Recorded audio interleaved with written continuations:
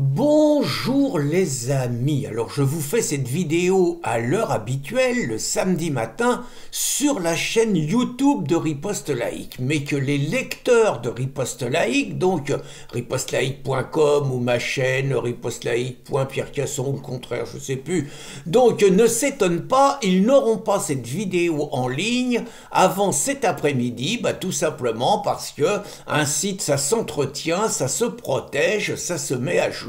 Et c'est ce que notre webmaster est en train de faire en ce moment. Donc gueulez pas les mecs qui postent des commentaires, gueulez pas la censure dans le genre c'est scandaleux et tout, ça fait partie des contraintes régulières. Donc j'ai envie de vous faire cette vidéo par rapport aux juges et par rapport aux hommes politiques de gauche. Alors vous allez dire que je leur en veux toujours, un petit peu quand même, parce que je viens de voir que le maire de Rouen, un socialo, a réservé les transports dans sa ville pour les migrants de manière gratuite. Et donc par contre, les Rouennais, eux, continuent de payer.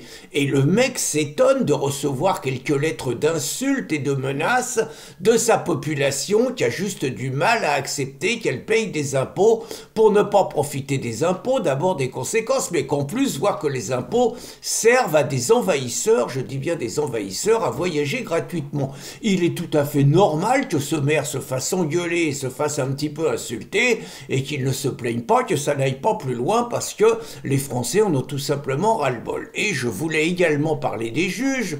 Nos juges se plaignent parce qu'ils n'arrêtent pas de prendre des décisions contre la France, je dis bien contre les intérêts de la France, et ils s'étonnent que ça suscite indignation et colère de la part des Français.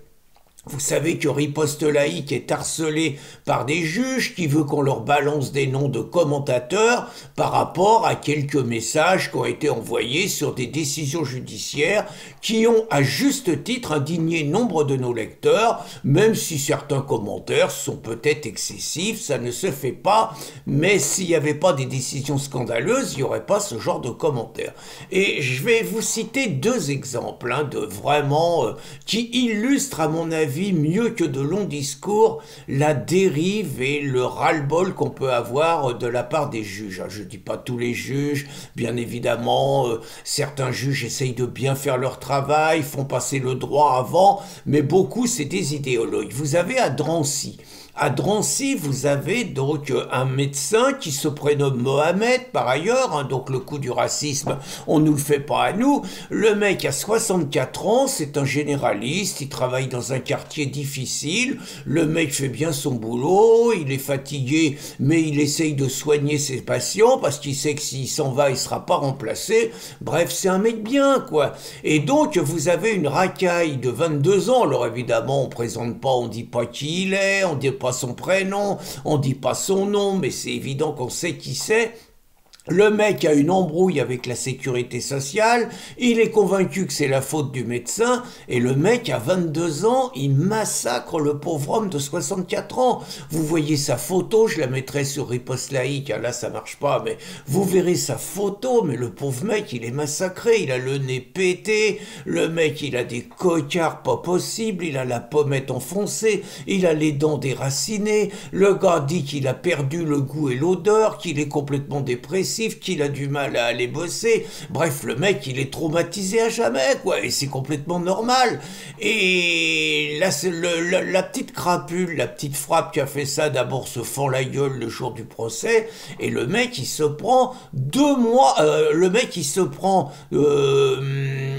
pas d'amende, il se prend simplement 3 semaines de travaux d'intérêt général. Le mec massacre un toubib de 64 ans qui pourrait être son grand-père. Le mec ira jamais en tôle, donc il va être considéré comme une vedette dans son coin, parce qu'il est passé au tribunal. Il dit, je l'aurais pas fait, ils ont pas eu peur, moi j'ai pas eu peur des juges. Je dis, voilà. Le mec c'est un héros, le mec il ira jamais en tôle, on sait que les 3 semaines de travaux d'intérêt général tribunal, le mec il va rien glander, c'est tout juste s'il va y aller. Et donc le message c'est qu'il y a l'impunité pour la racaille. Je vais vous citer un autre exemple qui fait que au bout d'un moment il y en a un peu ras-le-bol, quoi.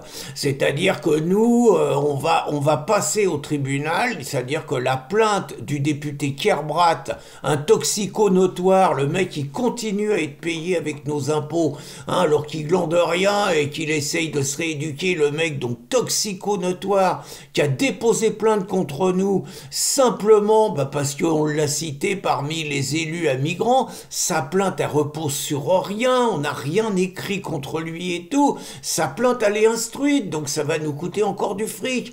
Et moi je vais me prendre un procès dans quelques semaines, je vais me prendre un procès pour avoir fait une vidéo Stop Covid, Stop Islam. Les choses sont simples, hein.